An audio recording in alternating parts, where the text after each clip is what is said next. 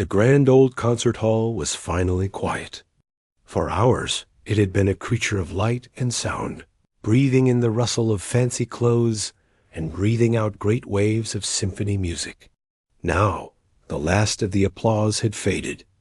The last of the chattering audience, with their perfumes and their programs, had wandered out into the night. The towering doors were shut, locking in a deep, waiting silence. This was his time. A door at the very back of the hall, one most people never even noticed, swung open with a soft sigh. A man stepped through, pushing a wide, rubber-wheeled cart ahead of him. The cart held his tools: a bucket, a mop with a well-worn head, a spray bottle, and a huge bundle of clean, white cloths. He was an older man, with a kind, tired face and hair more gray than not. His shoulders had a permanent slope to them, as if he carried the quiet of the empty hall with him. He wore simple, dark blue work clothes, the fabric softened by countless washings. His name was Leo, and for 5 years, this had been his world.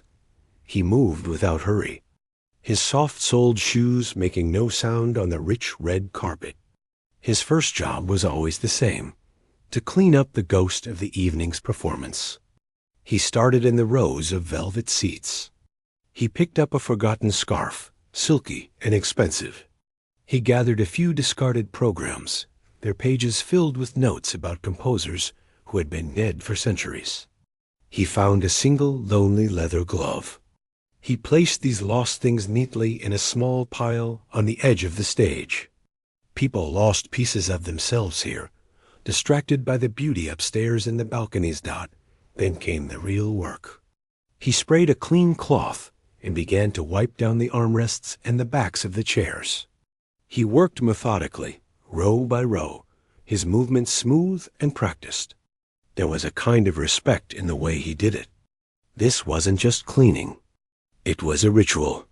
He was preparing the hall for its next dream, its next burst of musical life. As he worked, his eyes often lifted to the stage. At its center, under a single ghostly work light, sat the piano. It was a magnificent concert grand, its black lacquer finish shining like a deep, still pond. To Leo, it was the heart of the hall. The orchestra's chairs and stands were empty shells around it, but the piano was always present, full of potential. He finished the seats and pushed his cart slowly down the side aisle towards the stage. A few shallow steps led up to the world where the musicians lived. Here, the mess was different. A cello rested carefully in its stand. A woodwind player had left a reed soaking in a tiny glass of water. Sheet music, covered in frantic pencil marks, was scattered on stands. And on the lid of the beautiful piano, as they often were, sat 3 empty plastic water bottles. Leo looked at them. A little sigh, almost too quiet to hear, escaped his lips. He picked them up and dropped them into a bin on his cart. Then he pulled out a fresh, specially soft cloth and a bottle of gentle polish. He approached the piano as one might approach a sleeping giant. He started on the fallboard, that long, elegant piece of wood that hides the keys. His cloth moved in slow, circular motions, wiping away faint fingerprints and the dust that had settled during the performance. The wood gleamed under his care. He moved to the massive curved side of the piano, his reflection stretching and bending in the dark mirror of the finish. He polished the legs, solid and proud. Finally, he lifted the huge lid that covered the strings, propping it open with its stick. Inside was a hidden forest of steel wire and felted hammers. He didn't touch the intricate machinery. He just wiped the dust from the edges, his eyes tracing the patterns of the iron harp. Then he closed the lid softly. The final step was the keys. 88 of them, ivory and ebony, a landscape of possibility. He took extra time here. He wiped each white key from its back edge to its front, feeling the cool smoothness. He did the same for the black keys, their matte surfaces drinking in the faint light. His hands, broad and with thick fingers that spoke of a lifetime of work, were surprisingly gentle. He wasn't just cleaning them. For a moment, as his fingertips brushed over the ivory, his eyes would go distant, lost in some faraway thought or memory. But then he'd blink, and the moment would pass. He was just a janitor, doing his job. He was so focused on his task that he didn't hear the side door open. A group of young musicians, members of the orchestra, came bustling in. They were still buzzing from the performance, laughing and talking loudly. They had left their jackets and some personal items backstage. "Oh, hurry up. I'm starving." One of them, a violinist with a bright laugh, said, "That final movement. I almost cracked on that high note." Another groaned, a trumpet player still loosening his tie. They passed right by Leo as he stood at the piano. They didn't look at him. To them, he was part of the furniture, as familiar and unnoticed as a fire extinguisher on the wall. One of them, a flautist, walked over to her chair and picked up her silver case. As she turned to leave, she paused by the piano and set her half-full water bottle down on the lid Leo had just polished. She did it without a thought, without even glancing his way, and then hurried to catch up with her friends. The door swung shut behind them, and the loud echo of their voices faded down the corridor. Leo looked at the new water bottle, its condensation already beginning to form a ring on the perfect surface. He didn't get angry. His face showed no annoyance. It was just the way of things. He picked up the bottle, wiped away the faint ring with his cloth, and gave the spot one more polish until it shone again. His work on the stage done, he pushed his cart off into the wings. There were dressing rooms to check, practice rooms to tidy, hallways to mop. For the next few hours, he was a ghost in the machine of the great hall, moving through the shadows, restoring order. Sometimes, as he mopped a long tiled corridor, he would hum. It was a quiet, tuneless thing, just a breath of sound. Or sometimes, when he was alone in a practice room wiping down a mirror, he would move his fingers on the handle of his mop, tapping out a silent, complex rhythm only he could hear dot as the night stretched on towards morning. He would often take a final walk through the main hall. He would stand at the back, in the deepest shadows, and just look at the empty stage. The single work light made the piano look both lonely and powerful. In the absolute silence, Leo would sometimes close his eyes. And if you could listen very, very closely, you might see his fingers, resting at his sides, twitch and curl ever so slightly, as if they were tracing the shapes of melodies from another life. A life that lived only in the quiet of his own mind and in the spotless, silent heart of the sleeping hall.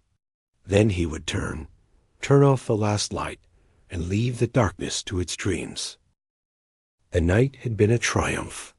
The celebrated young pianist, a man with floppy hair and a brilliant smile, had played a demanding concerto with a fiery, athletic energy that had brought the audience to its feet 3 times. The air in the Middleton Concert Hall still seemed to vibrate with the leftover energy of applause and excitement. Usually, after such a performance, the crowd would spill into the grand lobby for a drink before heading home. But tonight was special.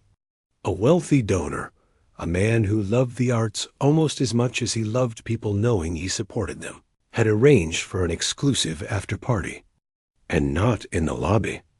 On the stage itself. So, as Leo waited in his usual spot in the deep shadows of the wings, his cart prepared and his cloths ready, he watched an unusual scene unfold. The house lights were brought up to a warm glow. A small army of event staff, different from the usual theater crew, wheeled out high tables draped in black linen. They set up a bar along the back wall of the stage, its bottles glittering under the focused spotlights. A silver tray of delicate pastries appeared.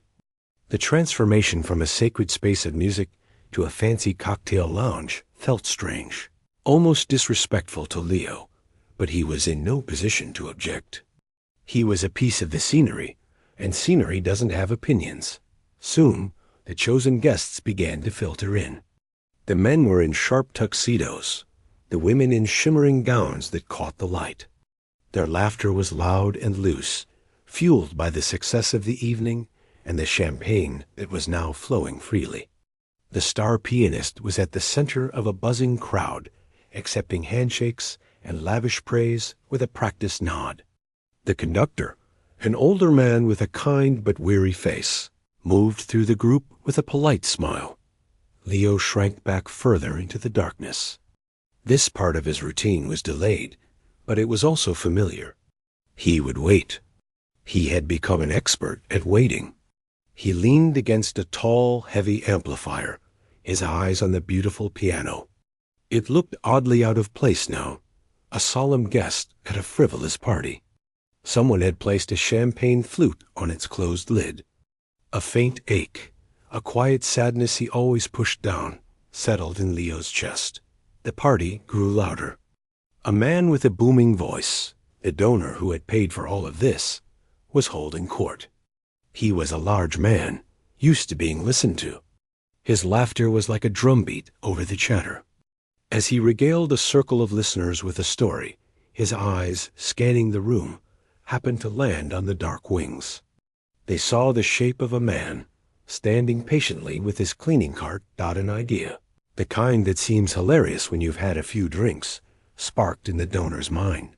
He nudged the man next to him, a violinist from the orchestra, and pointed vaguely towards Leo.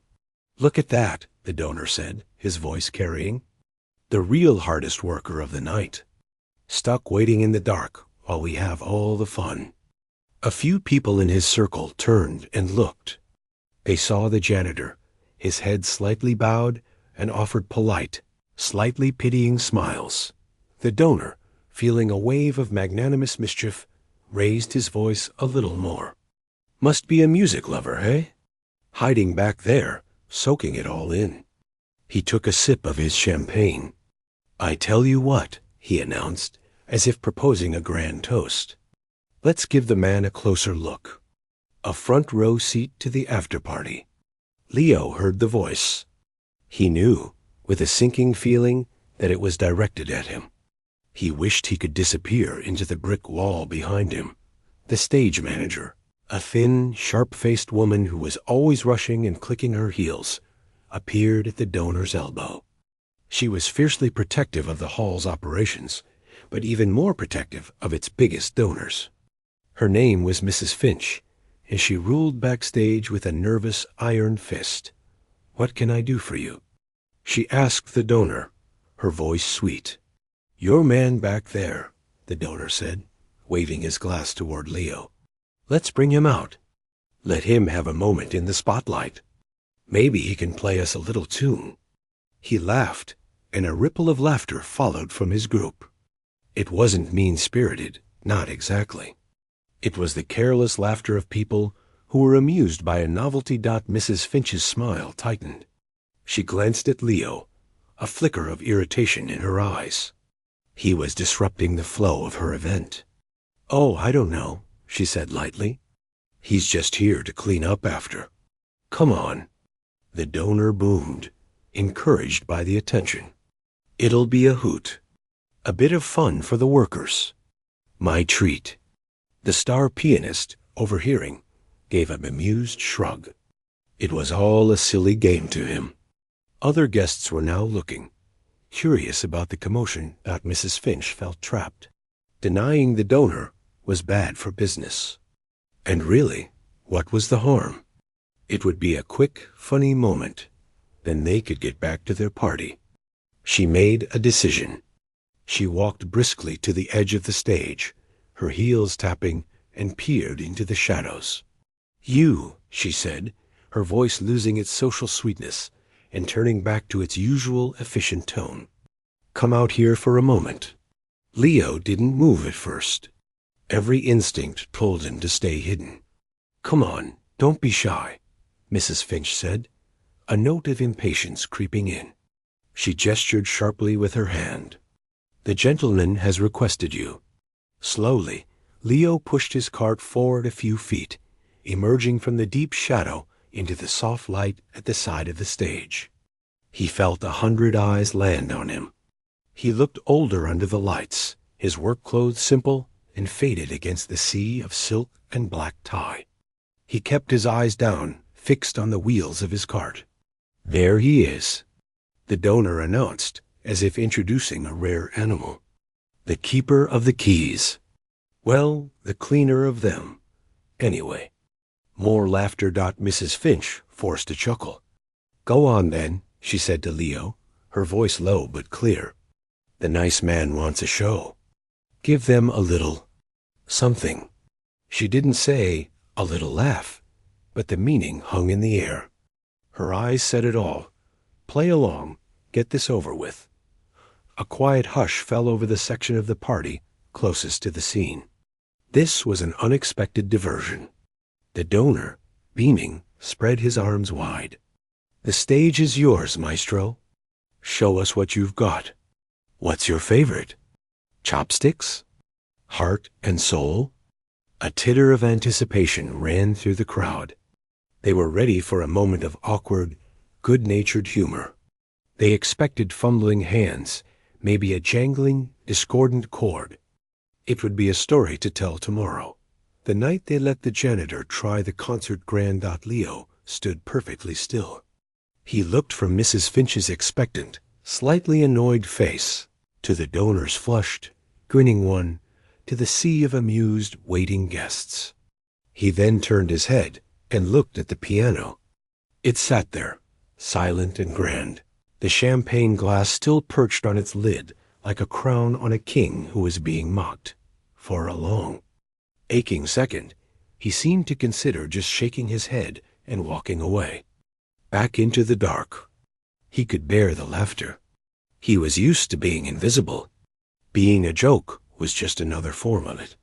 But as he looked at the piano, something in his tired face shifted.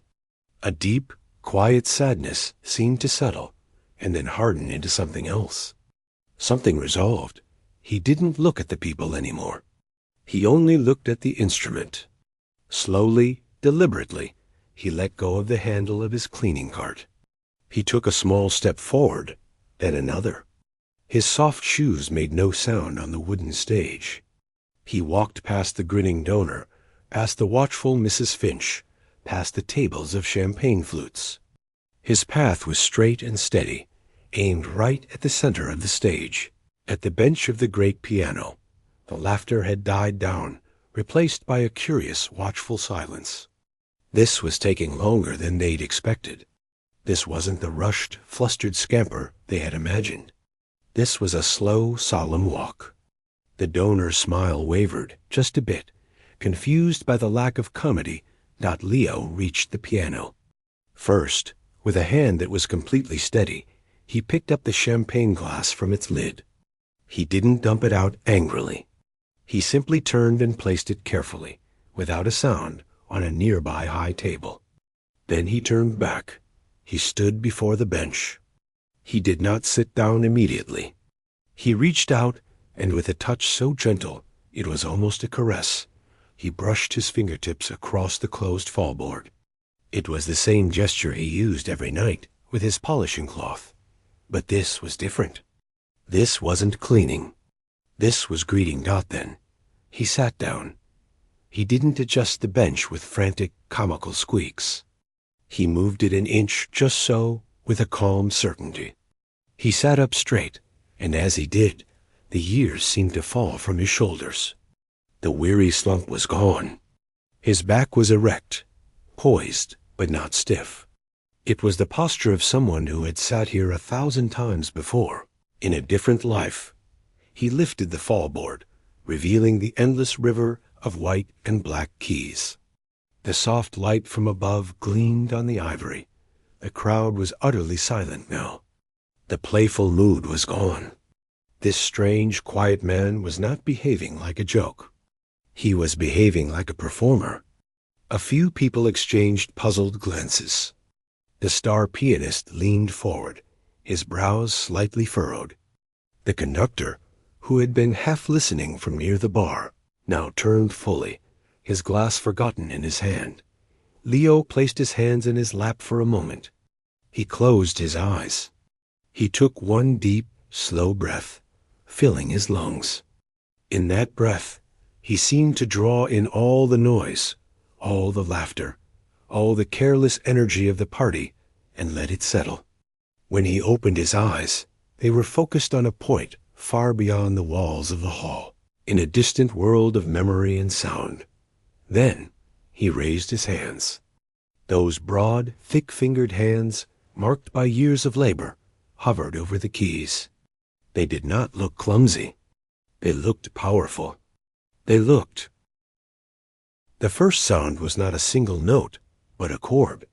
It was deep and low, a rumble that seemed to come up from the very bones of the earth, vibrating through the floorboards and into the souls of every person standing there. It wasn't loud, but it was heavy with feeling. It was the sound of a door opening, not to a broom closet, but to a vast, dark cathedral of memory. Not the last trace of a smile vanished from the donor's face. The chuckle that had been forming in someone's throat died instantly. That first chord demanded silence. It commanded it. Leo's hands, those workmen's hands, moved. They were not fast at first, but they were incredibly sure. The left hand began a slow marching pattern in the deep bass, a steady, heartbeat-like pulse. It was solemn.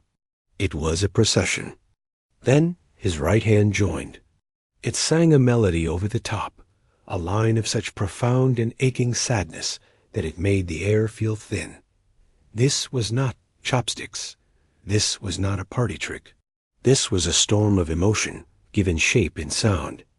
The piece was Rachmaninoff, his second piano concerto, one of the most famous, most difficult, and most emotionally devastating pieces ever written for the instrument. It was a mountain that even professional pianists approached with fear and respect. And Leo was climbing it from memory. He moved into the flowing main theme, and the music began to swell. His body, so still a moment before, now moved with the rhythm of it. A slight lean into a powerful bass passage, a gentle sway as the right hand traced a delicate, sorrowful line. His face was a mask of deep concentration, but also of release. It was as if he had held this music locked inside a cage for decades, and the door had finally burst open. On the stage, nobody moved. The champagne flute sat untouched. A waiter, holding a tray of empty glasses, stood frozen, afraid the clinking of glass would be a crime. The star pianist's mouth had fallen slightly open. He knew this piece. He had performed the first movement just last season, and it had exhausted him. He listened, not just to the notes, but to the way Leo played them. The touch was perfect sometimes, as light as a whisper, sometimes with a power that made the piano's frame shudder. The man wasn't just hitting the right keys. He was speaking through them. He was telling a story of loss, of longing, of a beauty that hurt to remember. Mrs. Finch, the stage manager, stood rigid. Her mind, always buzzing with schedules and problems, was utterly blank. She saw the janitor, but she also saw, for the first time, the man. The way his shoulders were no longer slumped, but squared, powerful. The way his head tilted, listening to the echoes of a phrase as his hands prepared for the next. A cold knot of disbelief tightened in her stomach. What had she done? The conductor had taken several steps forward without realizing it. He was now at the front of the crowd, his professional ear analyzing, but his heart simply breaking open. He heard the technique, yes, flawless, mature, controlled. But more than that, he heard the soul. He heard a lifetime in this playing. He heard a voice he thought he recognized from long, long ago, from scratchy recordings studied in conservatory practice rooms. A ghost from a past era of pianists. It couldn't be the music built. Leo's fingers flew across the keys now, not with the showy, athletic fury of the young star, but with a profound, river-deep strength. The cascading runs were not just fast. They were like water, perfectly even and clear. The thunderous octaves in the bass were not just loud. They were monumental. He was not fighting the piano. He was partnered with it, drawing out a sound so rich and full it seemed to physically press against the listeners. A woman in a blue gown near the front felt her eyes sting with tears. She didn't know why. The music was reaching into a place words could not go. It spoke of something universal, of dreams put away, of love remembered, of a silent daily courage. She looked at the man's worn clothes, his simple haircut, and then at the majesty pouring from his hands, and the contradiction was so beautiful, it was painful. The young violinist from the orchestra, the one who had laughed earlier, stared. He thought of all the times he'd rushed past this man in the hallway, all the times he'd left his stuff lying around for him to clean up. A hot wave of shame washed over him. He had thought the janitor was beneath notice. Now he realized this man lived in a world of sound and skill he himself could only dream of reaching. The hierarchy of the concert hall, so clear and solid minutes before, had just been turned completely upside down. Leo was deep in the music now. The world of the party, the stage, the people, it had all melted away. He was somewhere else, in a practice room with a battered upright piano, a lifetime ago, on a stage much like this one, but in a different city, under different lights. He could almost smell the old hall, feel the different weight of the keys. He could see the faces of teachers long gone, their nods of approval. He could feel the joy that used to come, pure and bright, before life had grown complicated and heavy. The music was pulling all of it out of him. Note by note dot, he reached a famous, singing climax of the piece, where the melody soars over rolling waves of accompaniment. He played it not with a screaming force, but with a heartbreaking, golden warmth. It was the sound of a memory so sweet it was almost too much to bear. Then, as the section drew to a close, the music softened, retreating into a world of private, tender reflection. His fingers barely seemed to touch the keys, drawing out sighs of sound that hung in the hushed air. He was approaching the end of the movement. The final minutes were a slow fading, a settling of the great emotional storm. The steady heartbeat pulse in the left hand returned, now softer, resigned. The beautiful, sad melody whispered one last. Time, like someone saying goodbye at a train station, watching until the very last speck disappears. Leo played the final deep chords. They rang out, pure and resonant, and then he lifted his hands, letting the last sound vibrate into silence. He sat perfectly still for a moment, his hands resting now in his lap, his head bowed slightly. Release of the music left him looking emptied out, and the tired man from the wings seemed to settle back into his shoulders. The transformation was over. The silence in the hall was absolute. It was a thick, living silence, full of the echo of what they had just witnessed. It was not the silence of boredom or waiting. It was the stunned, reverent silence that comes after something true and monumental. No one clapped. Not yet. Clapping felt wrong, too small, too cheap for what had just happened. They were all still trapped in the spell of the music, trying to understand the impossible thing they had seen. The conductor was the first to move. He took one more step, then another, walking slowly toward the piano as if approaching something holy. His eyes were wide, his face pale with shock and dawning, absolute recognition. He stopped a few feet from the bench. Leo finally looked up. He met the conductor's gaze. In that look, there was no triumph, no pride. There was just a quiet exhaustion and a faint, sad question, as if to say, Asterisk, now do you see? Now do you understand what I carry? Asterisk, the conductor's voice, when he finally found it, was a hoarse, emotional whisper that somehow carried through the perfect quiet of the stage. My God, he breathed, it is you. The two words hung in the air, delicate as the last vibrations from the piano strings. "It is you." They weren't a question. They were a stunned confirmation.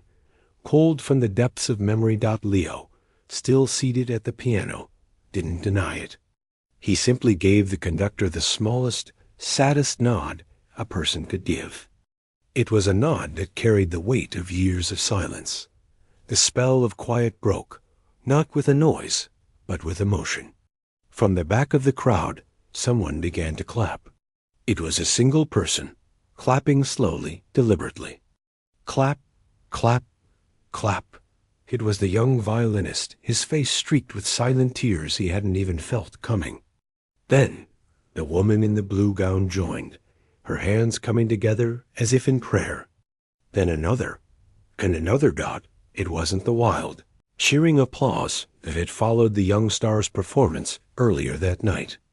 That had been a celebration of excitement and skill. This was different. This was deeper. This was respect, awe, and a profound shared apology. It swelled from a ripple to a wave, filling the great hall with a warm, thunderous sound. People were on their feet now, every single one of them. The waitstaff, the bartender, even Mrs. Finch, who was clutching her clipboard to her chest like a life preserver, her knuckles white. The donor stood amidst it all, his face a blank canvas of confusion. His little joke had somehow summoned a giant, and he didn't know what to do. He put his hands together and clapped too, mechanically, his eyes darting around as if looking for someone to explain the world to him. The conductor ignored the applause. He stepped closer to the piano, his eyes never leaving Leo's face. The years seemed to fall away from the old maestro's expression, revealing the eager student he had once been. "Varga," the conductor said, the name spoken with a kind of reverence. "Leo Varga. I studied your recording of the Prokofiev sonatas. The one from Prague, 1978. It was legendary. We all wore out the vinyl, trying to understand how you made those sounds." He shook his head, a helpless gesture. "And then you just vanished, poof, gone. The rumors. They said you were lost, that there was an accident, or that you had simply given up." Leo finally spoke. His voice was low, a rough instrument compared to the smooth river of his playing. It was the voice of a man who didn't use it often. "No accident," he said softly, almost drowned by the continuing applause. He looked at his hands resting on his knees. Life. It just became life. There was a war back home. A bad one. It became impossible. He didn't elaborate. The words war and impossible did the work of 1,000 painful stories. The conductor understood. He had heard tales of the chaos, the broken careers, the artists who disappeared into the fog of conflict and never found their way back to the light. He thought of the brilliant young pianist from the recordings, full of fire, and looked at the weary, gentle man before him. The connection was almost too painful to see. The star pianist pushed through the crowd now. His earlier confidence was gone, replaced by a hungry, desperate curiosity. "Who is he?" he asked the conductor, his voice urgent. "Maestro, who is this?" The conductor put a hand on the young man's shoulder, not taking his eyes off Leo. "This," he said, his voice thick, "is one of the greatest pianists of his generation. A poet of the keyboard. We all thought he was gone." He looked at the young star. "What you just heard, that wasn't just playing. That was a lifetime. That was his soul speaking." The young pianist looked at Leo, truly looked at him for the first time. He saw the janitor's uniform. He saw the tired eyes. And then he saw the hands. He thought of his own hands, carefully cared for, insured, constantly exercised. He thought of Leo's hands, polishing water rings, wringing out mops, carrying buckets. A chill went through him. The humility of it was staggering. The applause began to finally soften, turning into a murmur of hushed, excited conversation. People were whispering, asking each other if they had heard the name, trying to piece it together. The woman in blue was explaining to her companion, "He's a ghost. A famous pianist from Europe, decades ago." The conductor knelt down by the piano bench. It was a gesture of such deep respect that a new hush fell. He was on eye level with Leo now. "Leo," he said, his voice gentle, "this hall, it is your home. It has been all these years, and we were too blind to see it. Will you play for us again? Properly, on the stage?"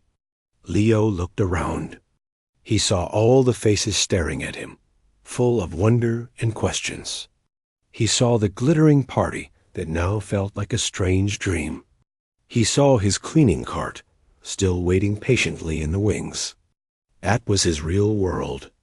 The world of applause and stages belonged to a different man, a man who had been buried by history and hardship. He shook his head slowly. "No," he said, the word simple and final. "Thank you. But no, that was for the young man I was. This," he gestured vaguely to himself, his clothes, "is for the man I am now." A collective sigh of disappointment whispered through the crowd. They wanted more. They wanted the concert, the story, the fairy tale ending. But the conductor understood. He saw the peace in Leo's eyes, and also the firm boundary. The music was inside him, a private companion, not a circus act to be brought out on demand. To ask for more would be to steal the beauty from what had just happened. "Then, at least," the conductor pleaded softly, "will you let me help? You belong with music, not just near it, cleaning it. You could teach. Our young players," he gestured to the star pianist and the other musicians in the crowd, who were listening intently, "they could learn more from you in an hour than in a year of master classes. Not just the notes, the why, the heart." Leo was quiet for a long time. He looked at the eager, young faces of the orchestra members. He saw the violinist who had clapped first, his eyes still red. He saw the hunger for real understanding in their expressions. He had once been that hungry.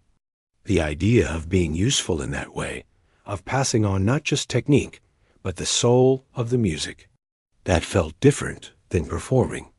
That felt like it might not break the fragile peace he had built. He gave another small nod. "Maybe," he whispered. "Sometimes I could listen and suggest." It wasn't a promise of a comeback. It was a crack in the door. The conductor's face broke into a tearful smile. It was enough. It was more than enough. Leo stood up from the piano bench. As he rose, he seemed to shrink back into his familiar, slightly stooped posture. The giant had stepped back into the shadows.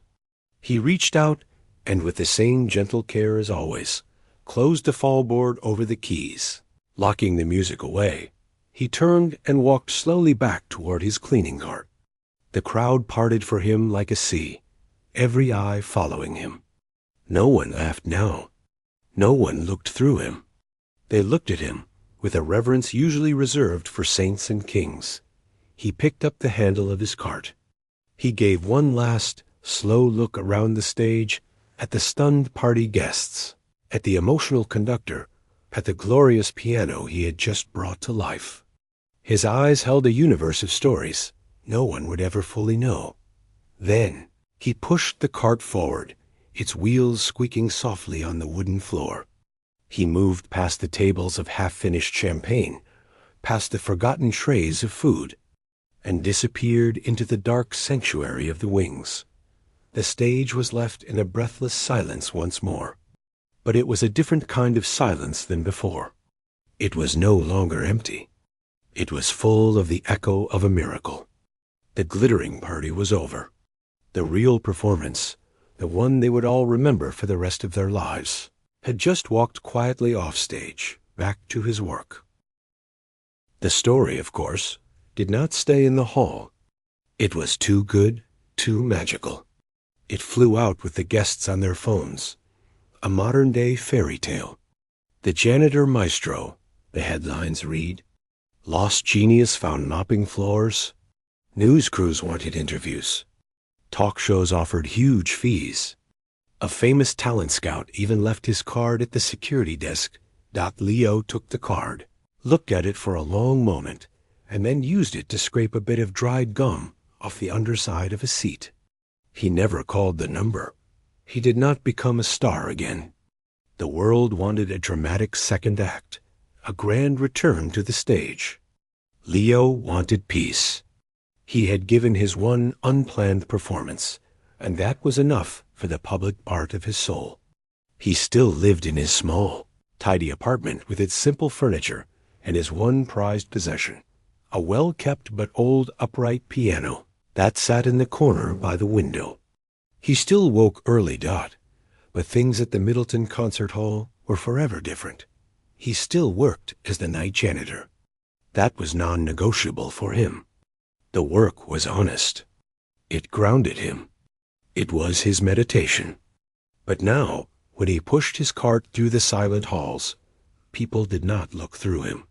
The young interns, the stagehands, the junior members of the orchestra would nod to him with a new respect. "Good evening, sir," they would say. Sometimes they almost bowed. It made him uncomfortable at first. The conductor was true to his word. He did not pressure Leo to perform. Instead, he created a new quiet role for him. He was given the vague, official title of Artistic Curator Emeritus, which came with a small but meaningful increase in his pay. His real job, however, was simply to be present. Once a week, on Thursday afternoons when the hall was empty, the conductor would arrange for a small group of musicians to stay behind. Not for a formal lesson. It was called an informal workshop. Leo would be there, dressed in his regular clothes, sitting in the back of the auditorium, listening. The first time, the young star pianist played for him. The same young man who had been the headliner the night Leo played. He chose a complex, flashy etude, playing it with incredible speed and precision. He finished with a flourish, sweating slightly, and looked at Leo for approval. Leo was quiet for a moment. Then he said, his voice still that low, rough whisper, "Why so fast?" The pianist was taken aback. "It's marked presto con fuoco," he said, a bit defensively. "With fire. Fire is not just speed," Leo said. He stood up and walked slowly to the stage. He did not sit at the piano. He stood beside it. "You are telling me a story of a racing engine. All pistons and noise. But where is the person driving the car? Is he joyful? Is he scared? Is he running from something or toward something?" He pointed to the sheet music. "These notes, they are just the map. The feeling is the territory. Play the middle section again. Just that. And think of a memory that makes your heart feel too big for your chest. Not a sad one. A happy one that is gone." The pianist, skeptical, tried it. He played it slower. He fumbled a few notes, his technique fighting against the new emotion. But on the third try, something shifted. The music softened. A warmth crept into the phrases. It was no longer a machine. It was a memory. When he finished, he looked up, and his eyes were bright. He had felt it. For the first time in a long time, he had made music, not just sound. Leo simply nodded. "Good. Now you have something to say." Word of these sessions spread. Soon, it wasn't just pianists. A violinist would come, struggling with a sweet, singing melody that sounded hollow. Leo would listen and say, "Your bow is a breath. You are holding your breath. Breathe with the phrase." From here, he would point to a spot on their abdomen. Not from here. He would tap their throat. A cellist, playing a sorrowful piece, was told, "You are playing the composer's sadness." That is homework. Now find your own. Just a little piece of it, Let it meet his in the middle of the note. Then we will hear truth. He never played for them to demonstrate. He would only speak in these simple, mysterious metaphors about feeling and memory and breath. He taught them that technique was the door, but humanity was the room on the other side. For these young musicians, who had spent their lives chasing perfection, it was a revelation. Mrs. Finch, the stage manager, underwent her own change. She could not look at Leo without a deep blush of shame heating her cheeks. One evening, as he was cleaning the conductor's podium, she approached him, her heels clicking nervously. About that night, she began, her voice stiff. Leo looked up from his polishing. "It is forgotten," he said, before she could finish her apology. And he meant it. To hold a grudge would have been a weight, and he was tired of carrying extra weight. He saw her guilt and had no use for it. His forgiveness was silent and complete, which, in its own way, made her feel even more remorseful. From then on, she made sure his schedule was always respected, that he had the best supplies, that no one ever left water bottles on the piano again. The hall itself felt different. The musicians began to treat the space with more reverence. They cleaned up after themselves. They were quieter backstage. It was as if they now understood that genius was not a bright, distant star, but a quiet, humble thing that lived among them, polishing the floors they walked on. The concert grand piano was treated with near religious awe. It was no longer just an instrument. It was a witness. Leo's life settled into a new rhythm. His days were his own. He would walk in the park, feed the birds, read history books from the library. His nights were for work, and his Thursday afternoons were for giving back the gift that life had tried to take from him. Sometimes, very late at night, long after his cleaning was done, he would allow himself a private moment. He would sit at the bench of the concert grand in the completely dark, empty hall. Only the faint red glow of an exit sign gave any light. He would not play Rachmaninoff or any of the great concertos. He would play the folk songs from his childhood, simple melodies that smelled of his mother's kitchen and felt like his father's hand on his shoulder. Or he would improvise, letting his fingers find gentle, wandering patterns that matched the quiet of his heart. One such night, the conductor, working late in his office, heard the faint, beautiful sound drifting through the halls. He did not go to listen.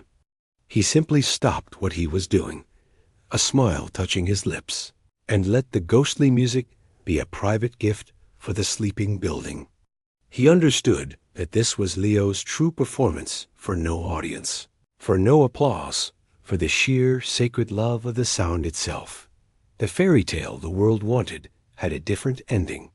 There was no grand comeback tour, no best-selling memoir, no televised special. The man who had been rediscovered chose to remain in the world's eyes. Lost, but in the ecosystem of the concert hall, he was found. He was a root deep underground, invisible but essential, giving nourishment to the flowers that bloomed on the stage above. He was a living bridge between the dusty, forgotten archives of musical history and the bright, eager faces of the future. They never laughed at him again. The laughter had been washed away by a river of profound music, and in its place was a permanent, respectful silence. When he passed in the corridor with his cart, people would often just pause and watch him go, wondering at the secret world inside the quiet man. They had heard the explosion, and now they cherished the peaceful, steady burn of the flame that remained. He was the keeper of the keys, in every sense of the word, and he was finally, completely, at home.